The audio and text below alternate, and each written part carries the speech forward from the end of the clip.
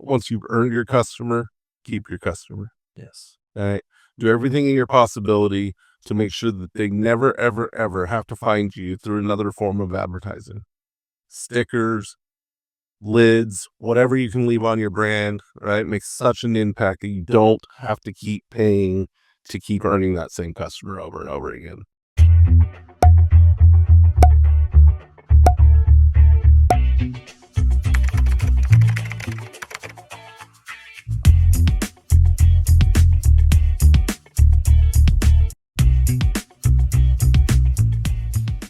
Hello, and welcome to this episode of the Ask Valor Masterminds podcast, brought to you by Warrior Injury Law, Advanced Services, and Fuse Networks. So, Joe, to our new listeners and viewers tuning in for the first time, how do we start this thing? So it first started out as a Facebook group page.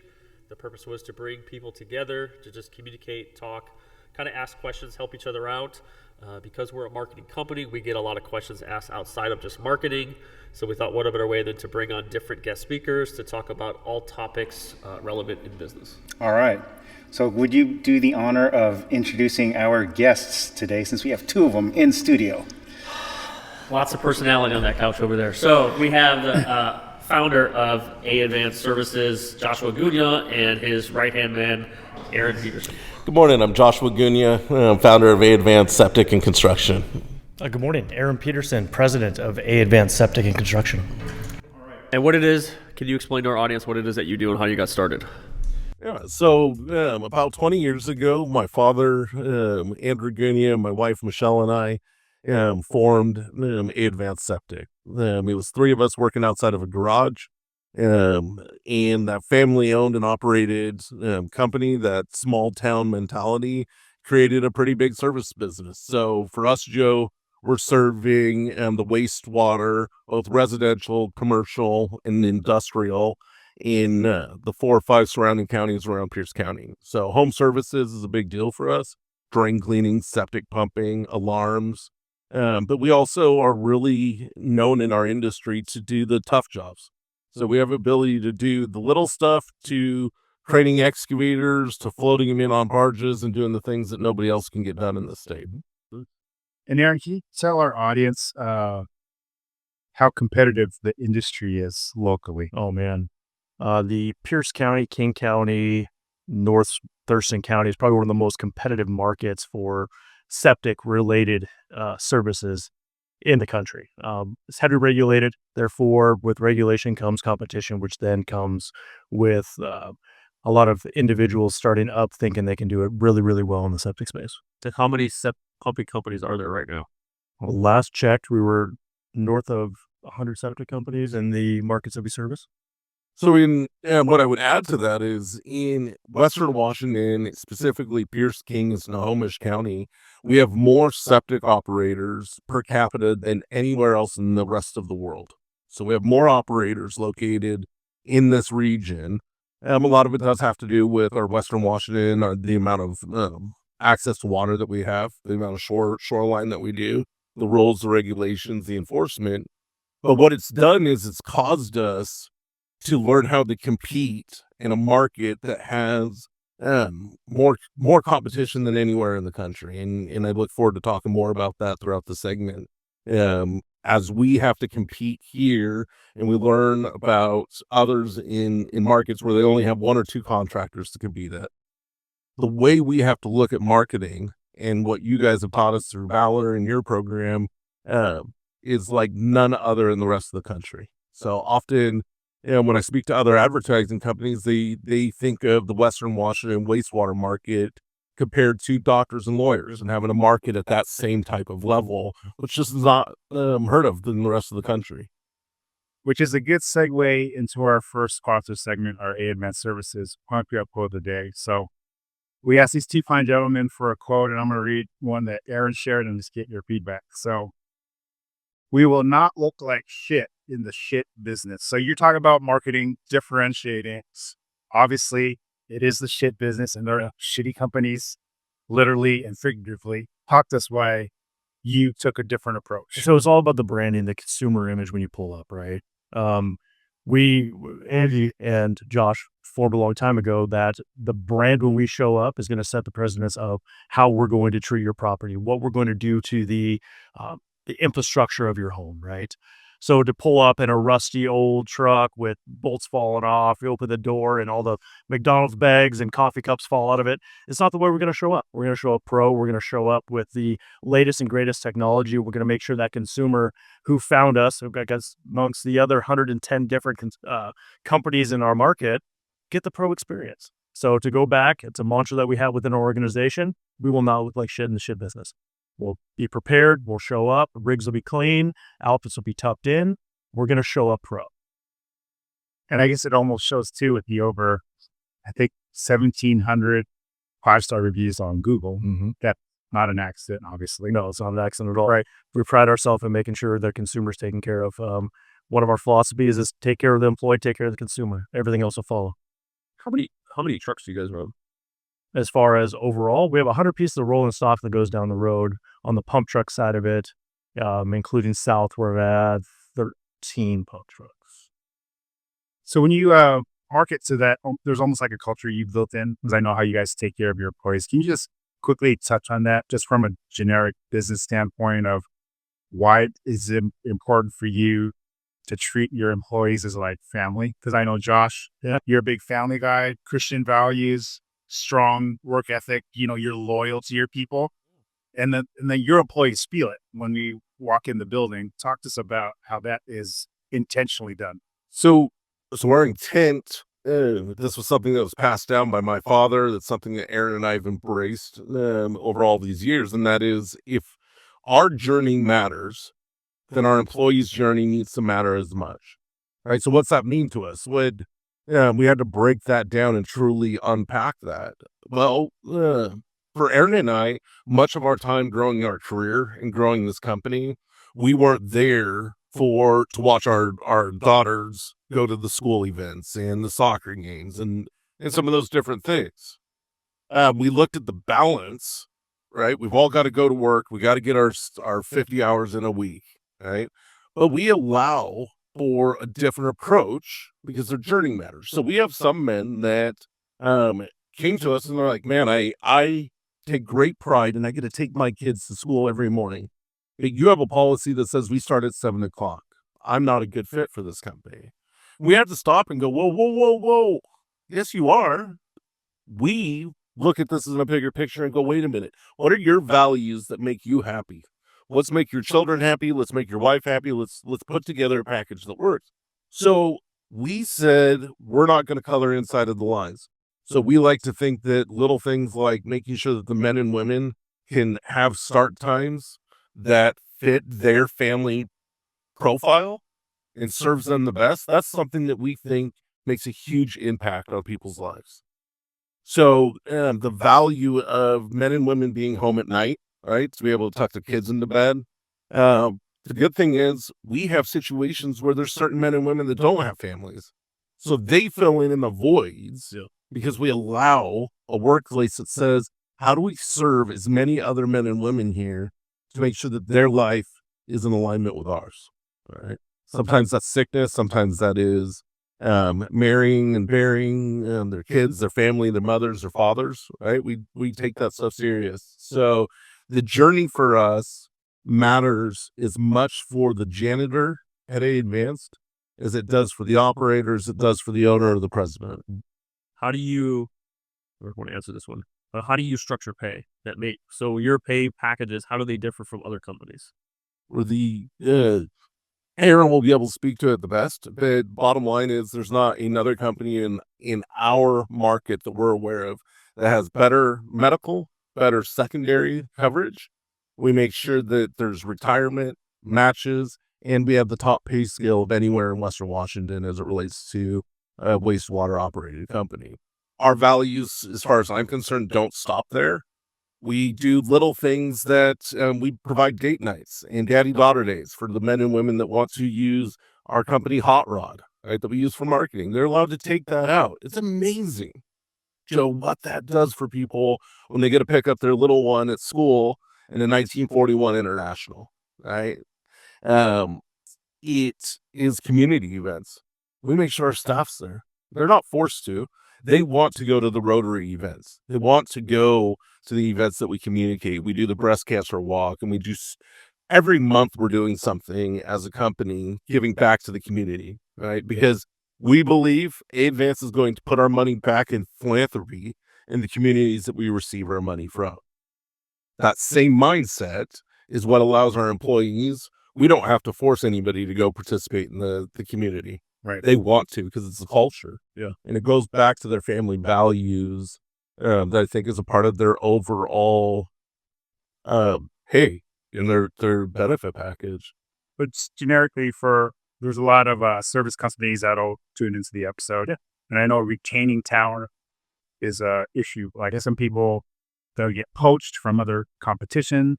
The culture Josh talked about from you in your seat. What is your thought on that? On how to retain employees, or like, we're going to take our next stage of growth. These are the things I'm going to do to add to our talent pool. We kind of hit on a little bit on both segments, right? We empower our team to show the vision on how to continue to grow their career pathway, right? Everybody's why is different. Joe's different. Joe's why is different than Galen's why, and Josh's why is simply different than 99.9% of Americans out there, right? So how do we identify the why? How do we make sure that we're curtailing their benefit package to their why? Yeah. So the gentleman whose value isn't the money side of it, it's the being able to be off work to see his daughter in the play. That's a huge why. That's a huge retainer program, right? We want to make sure we compensate at the highest level, and they know that they're not capped out. They have an opportunity to still grow their pay based on benchmarks or qualifications that they choose to hit or strive for. Everybody's a little bit different. Understand the value that matters most to those individuals, and make sure that you're doing your best as a leadership group to hit the check marks for those values. I would add that right, this is something that was passed down, was developed. It's something that we've looked at companies both in this region. Aaron has traveled throughout the country and looked at other companies to say, what can we do better? Yeah. Are there things that maybe we're not dialed in on? We recently went through a time where we got very finite in how we were managing our staff. So we went through a time in our company where we said the values that we just unpacked here, we lived for a couple of years with different values in that time. And there's a variety of reasons for that. In that experiment, we got very finite in everybody shows up at 7. Everybody does it this way every single time, no matter what. The education that was given to Aaron and I, what we were looking to, and the advice in that made sense. We were thinking, okay, well, we're going to try something that we don't know. Yeah. That's different than what we built this company off of.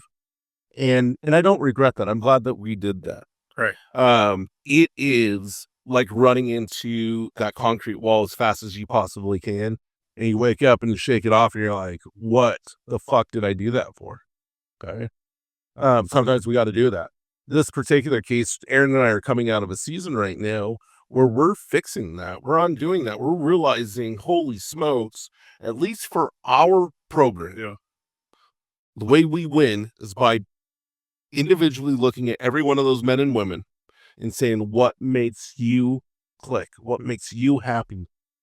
And for our company, that's what we're going to continue to build off of. And so I would encourage anybody that's listening, you believe in your heart that you're doing it the right way, and you all of a sudden find a reason, or you're convinced to practice a new method, do it. Try it if that's what you feel.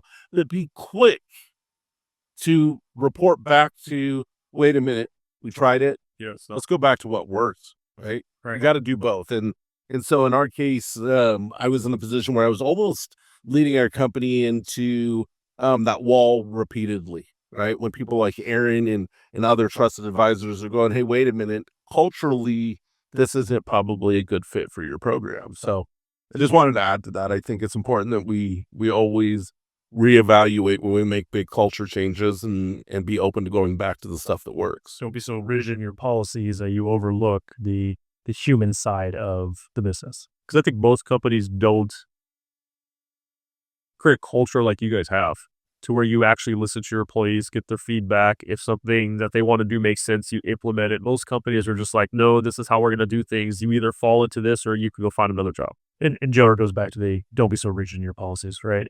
Be able to take feedback from, like Josh mentioned earlier, everybody in the organization has a voice. Doesn't matter if you're the janitor or the president. Yeah. Every single person has an idea, a plan, a mission to serve both our company and the community. We would be ashamed if we didn't listen to them. Because they're almost a two-prong. You're serving two people with the goal being the same. You have to. Yeah. You have to serve your community. You have to serve the employees that you get to work with on a daily basis in parallel. And Yep. both of those have to align to continue to grow the culture. Because if your employees aren't happy, then they could take a company. Absolutely. They're the face of And you have to make sure that we provide the balance so that we're not being manipulated or taking advantage of, right? There's a fine line between providing the work-life balance Mhm. and then accepting laziness or allowing others to bring down the bar. So we had a recent situation that Aaron and I got to maneuver where we have a young up-and-coming salesman, fantastic young man, is going to do amazing things. I come in, realize, hey, we have some attendance issues. I'm getting ready to light this young man up. I have a personal relationship with him. I'm just going to ruin a week of Mondays for him. Okay. Fortunately, Aaron's in the office. We have another man in there, another supervisor. They slow it down and take a little softer approach. And Aaron quickly goes to, hey, so why are you not successfully showing up? Well, I don't fucking care. Get your ass to work, right? Turns out the example about the children. Yeah.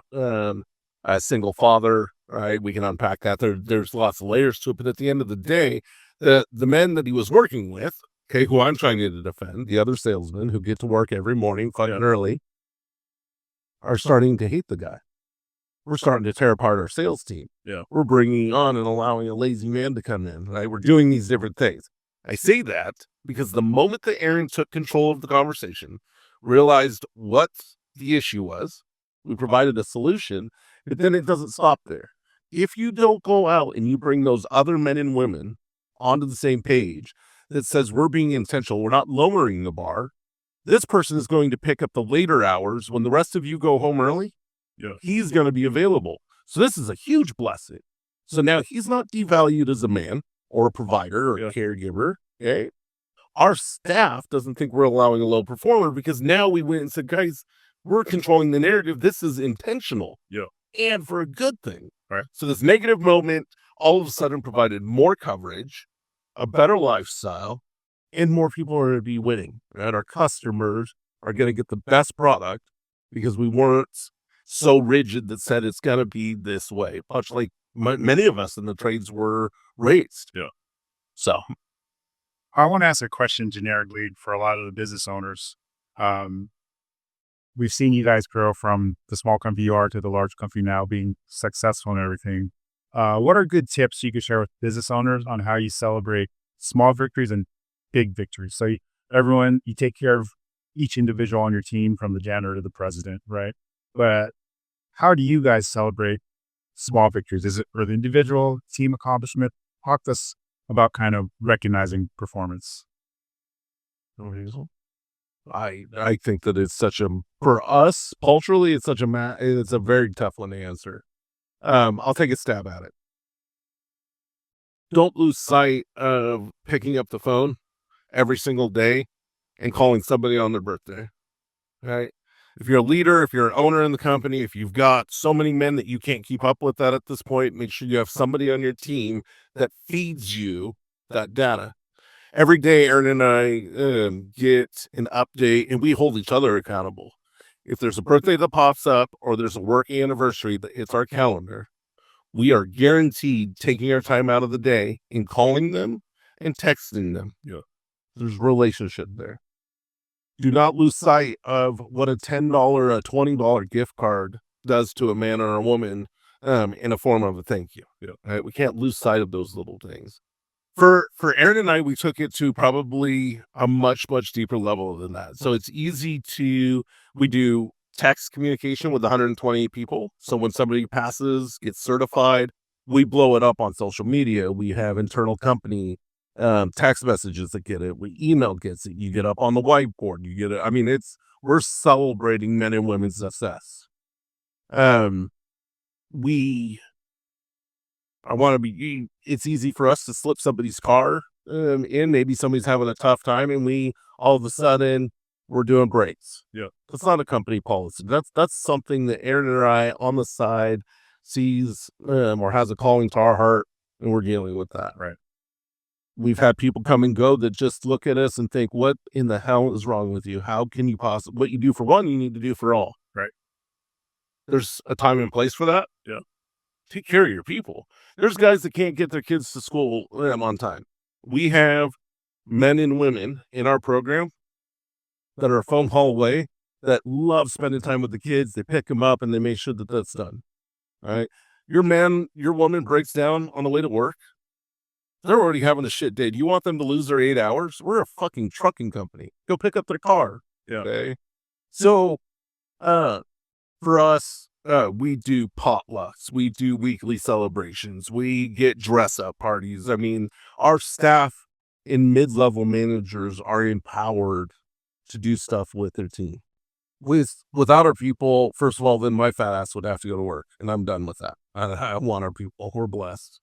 You're in shape for you, Josh. Yeah, The right shape for me. Round is a shape. it's part of our love language. It's part of what Aaron and I have at a heart level for us, serving our men and women breakfast once a month. I wish we could do it more.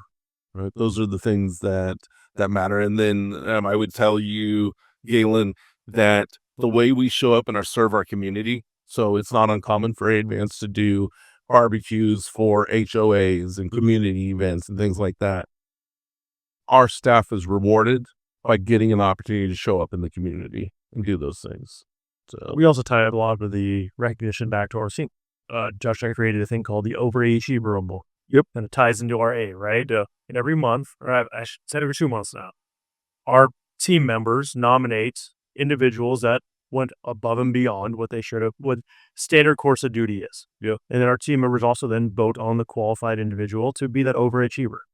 They don't win much. They win a dedicated parking spot at our office. They weigh, Well, that's a huge thing in our office. our part is horrible. If you understand, if you ever come to our office and see why, you understand what the parking spot's so war. It's a custom mug. It's $100 bill. But it's just something that says, hey, your team members acknowledge that you went above and beyond for the organization. So thank you.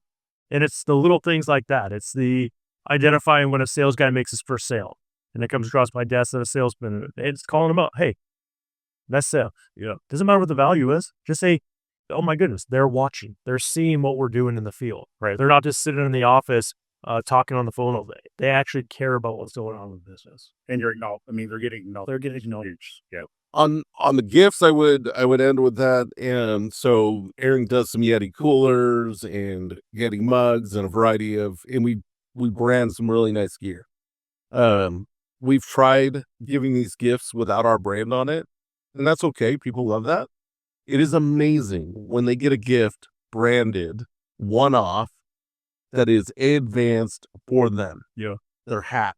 We've done one-off hats. Cool. I mean, so don't forget, put your brand on it. These men and women are living and dying for that. That's what they pay their mortgage with. They want that brand loyalty. It's so much deeper than just giving them a regular Starbucks cup. Yeah. So Jump into I hate marketing. All right. So Oh, yeah. we're introducing marketing is awesome. We're coming up on our 200th episode. More details to follow, but we have a new segment we're kind of kicking the tires with. So what other better guests to kind of kick the tires with the I hate marketing segment. So we asked Aaron, tell us a form of marketing you hate and why. Hands down, Google pay-per-click. Why? It's not forecastable. It's a never-ending money pit. Never know where your data is actually coming in. Is it a lead? Is it a conversion? Is it an impression? It's dirty and it's expensive. And there's really no way to appease the Google gods by actually playing by the rules they need you to play by. And you never really know what those rules are. We don't know what those rules are. Thank you. And they always change. So they're ever changing. You can't understand it. And as a business owner, you need to be able to understand where your money's going so you can understand your true ROI. And it's impossible to really gauge if pay-per-click is. Well, it's never linear. You like a linear thing. Yes. If I spend X, my yield is Y. It's forecastable. You can't do that. It always changes. Yep. Because as we report weekly, monthly, it's like a roller coaster. Yep. And sometimes why is it up here when it should be here? It's also the market you're in. Like you mentioned, you're in the most competitive area in all of the United States for septic pumping. Yep. Right? With over 100 different septic pumping companies. So in organic space, there's only 10 spots on the first page. So if 100 are competing for that top 3 placement, that seems like an impossible task. And the same thing for the ads. I mean, Gailey could probably tell you off the top of the head what your average cost per click is and what your average cost per conversion or lead is right now. I want to say it's like $89, which for a brand new pump company, that sounds ridiculous. If you're in another part of the country, other clients we have in other parts of the country don't pay how much they pay. And I'm not going to tell our audience what it is, how much it is you guys pay, but you have to invest more than most companies will ever invest in their lifetime. Yeah. And I could tell you that for sure, once you've earned your customer, keep your customer. Yes. All right. Do everything in your possibility to make sure that they never, ever, ever have to find you through another form of advertising. Stickers, lids, whatever you can leave on your brand, right? Makes such an impact that you don't have to keep paying to keep earning that same customer over and over again. I could put in perspective. I think at one point we were looking at trying to generate 1,200 leads a month. Yep. Like, in order to do that through Google Ads and local server ads, this was last summer, I believe, they could spend upwards of $180,000 per month between Google Ads and local service ads. Yep. $180,000 per month. But you also get to a point to where it doesn't matter how much you spend, you can't generate any more. Diminishing returns. So you're diminishing returns. So for Google Ads, I think it was, we could not provide more than, I think it was like 600 leads for Google Ads before you hit diminishing returns. And LSA ads, I mean, I don't think that's an issue anymore, but now we have found that for septic industry, for their industry, you can invest more with local service ads and generate a higher number of leads at a lesser cost per lead, correct? Yeah, so Valor's team, we had a deep dive. This is a very recent conversation. They were able to tell us, just by looking at the data, that if we were to transfer some of the funds through our pay-per-click that I absolutely despise over to the LSA side of it, it would generate me 108 more leads per month with spending the same amount of money. To me, that's no-brainer. Yeah. So their team, they're diving into it, they're making the switches, and they're going to watch it like the hawk. Because like I said earlier, Google gets pissed off if you make changes that they don't agree with. So we don't want to be put in timeout by Google to be making these little changes, but it's an option. But similar to your culture, we can't be rigid in our policy, not all kind of things, and adjusting accordingly. Correct. So this is turning the knob like, all right, we're going to call an audible. Yep. They're blitzing. We're going to run to the right side when they're coming on the left. That's it. And just be some ways the following month or maybe the following play, the right order. That's how quick we have to be adept at making these changes. But with the feedback of you being an active client, like we hear the feedback, we make adjustments kind of quickly. So I have to ask, so because we're running out of time. So the one type of market that I do like that you guys recently did, I don't know how long you're going to continue it, is the billboard advertising. Yeah. Where you allow kids to draw pictures, and then I don't know who chooses, but that someone on the Avans team chooses a winner, and that kid's design goes up on a billboard. Can you just talk a little bit about that to the audience and how it's maybe helped with culture, helped with community involvement? Like we mentioned a minute ago, Google has diminishing returns. Our brand is extremely strong in our community. Our brand is going to continue to push us past the diminishing returns of Google. How can I drive down my costs, still benefit the community, and still have an outreach program like what we're doing? So we've done a few of those. We've done a couple billboards and a couple community engagement things. We're focusing on shifting some of our new spend for advertising into those realms. Yep. We've partnered with a couple charitable organizations that every time we go out, our truck, a certain percentage of that profit gets donated back to those organizations. I'm going to spend the money up regardless on marketing, right? So why can't I spend it in the communities that we're involved with and make sure it drives my brand up in those communities? And like you said, it comes back. our guys get to see it. They get to be proud of it. They get to talk about it. If one guy talks to 4 different people about the marketing that we're doing in our community, what's the butterfly effect of that, right? A heck of a lot better than somebody searching septic pumping on Google. Get your staff involved. Yeah. Let them be a part of the picking. Let them be a part of some of the brainstorming. People want to be able to affect change. Yeah. They want to be able to be listened to. So it's almost like you're reinvesting in your strengths. You're so strong in your core areas that you're reinvesting in that. So the green A gets out and they're visible. The feels of the logo, the company are out in the community stronger, and all tentacles of the Brand. Yep. What's without tipping your hat to your competitors who maybe listen to this, is there anything new coming up for ABAS in the future for marketing? Other than the community engagement and going back to the purpose-driven marketing that we need to kind of reinvest or retweak a little bit. No, doing a better job. Josh mentioned earlier, making sure we're not having to rebuy our customers. Yep. We own them. We are the experts in their homes. Make sure they know that. Make sure they understand there's no need to call anybody else. We've been there once. We already know what's going on in your situation. Call us again without having to pay that $87 to $200 per click to get that done. I want a quick, short answer. First thing that comes to your mind. I'll ask Aaron first. Proudest thing you've done at Advanced? It's like we're thinking the same thing. Proudest thing I've done at Advanced, to watch the individuals that come on as laborers become superintendents to key executive team members. So growth mindset or individual team members. Josh, you've been there since the beginning. Proudest thing in Advance.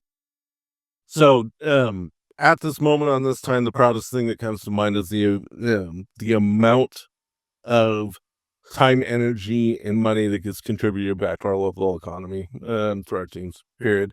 We had a dream a decade ago to put $250,000 a year back into our community.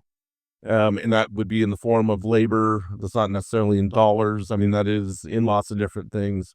And so we every single year hit that absolutely above and beyond. And so that is, we were at a little league yesterday pumping out an emergency for people we have no clue, and that's a donation. We regularly, monthly do water lines and water supply lines for people that have no water, haven't had any water in months. Yeah. Utilities, and those types of things. So I couldn't be more proud of our company in that sense. And a lot of that happens without Aaron or I being present. That is a culture driven type. It's an initiative play. It's going to happen. We say yes because the men and women are bringing the opportunities. We're not forcing them to do that. Right. One last thing, since it's our podcast, but best thing of working with Valor Marketing besides me. I would tell you it would actually go back to what's, I think we were talking about a segment on marketing and good and bad. For me, I would tell you, go back to, I think, our 100th episode, I think is when the last time that you had me. In there, I get to share a story that I've shared hundreds of times, which talks about what a disaster both the highs and the lows in our relationship have been. So for those of you who don't know, Advance has been working with Valor now for 18 years, I believe, or something close to that. And one of the things that we compete most with, and the thing I hate, is the amount of competition that you have. So what I mean by that is every day I am met with men and women that are trying to erode your brand and your trust with me. Right. I cannot tell you as a business owner, I don't think that there's anything I've been more challenged in than the trust in our relationship. Not because the two of you have not earned it and fought for it fiercely, but because every day I get 20 emails that tells me what a bad job my marketing company is doing. Right. Every day I get misled by markets, by AI, by all of these other things. So my best advice when it comes to this particular topic is trust. Do business with men and women that you trust. If you do not trust your marketing company, go do something different. Right. The difference that allowed for A Advance to partner with Valor after all these years is because when it was fucking really shitty, they they told us and they stood beside us. And when they screwed up, we did the same thing. That trust that Joe and Galen, that you two have created with us, was proven through the ups and downs. And for that, every single day when you guys are being attacked and people are wanting our big chunk of the pie, it is because of the trust that we've earned from the two of you, and that is allowing us to continue to put our competition at bay and provide the best service for our market. Yeah. And you are nowhere near looking like shit in the shit business. That's a fact. Yeah. Well, and I'm curious, how many gallons of shit do you guys pump a year? You know? We'll be just north of 12 million this year. 12 million gallons of shit. That's a lot of crap. That's a lot of shit. All right. And for our audience that wants to get in touch with you, how would they find you and how do they reach out to you? So, obviously, we have a great website. Check it out. If you have any negative reviews about our website, email Joe. We're available 24/7. It doesn't really get much easier than us. We're Google, text, all the social medias. We're a phone call away. If you want to get in touch with Aaron and I personally, Aaron Peterson at aadvancedservices.com, and then so Aaron at, thank you, and then Joshua at A-Advanced. And we're always open to anybody that wants to chat, no matter the industry, and making sure that if it's moving the culture, if it's moving somebody's life forward, we're down. We're going to take the time. We really enjoy that part. Awesome. So on behalf of our sponsors, A-Advanced Services, Jesus Networks, and Warrior Injury Law. Injured? Call us at 253-WARRIOR. Warrior Injury Law. Battle tested. My name's Galen. I'm Joe, coming at you from the underbelly of the Creative Block Studios in Seattle, Washington. Thank you for our studio guests, Aaron and Josh, for joining us. Thanks, everyone, for watching this episode of Ask Valor Masterminds podcast.